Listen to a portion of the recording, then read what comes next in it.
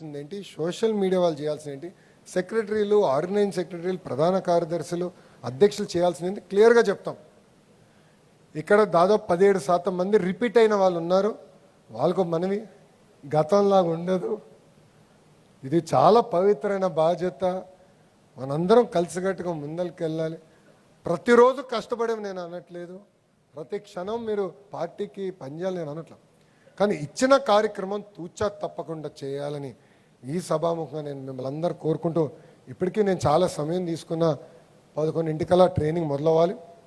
ఇక్కడున్న మిమ్మల్ని అందరూ కోరుతున్నా, మీ అందరికి ఒక చిన్న చీటీ ఇచ్చారు, ఏ రూమ్కి వెళ్ళాలనేది మీరు ఇచ్చారు. సో దాదాపు అందరూ ఈ బిల్డింగే. ఈ బిల్డింగ్ ఎవరది? ఆర్గనైజింగ్ సెక్రటరీలు ఒక్కరు మాత్రం ఈ బిల్డింగ్ 3వ ఫ్లోర్లో ఒక రూమ్లో ట్రైనింగ్ ఉంది. మిగతా వాళ్ళందరూ ఈ ఇటుపక్క ఉన్న బిల్డింగ్లో గ్రౌండ్ ఫ్లోర్లో సెక్రటరీలు అందరూ గ్రౌండ్ ఫ్లోర్, పార్టీ సెక్రటరీలు అందరూ గ్రౌండ్ ఫ్లోర్లో ఉన్నారు.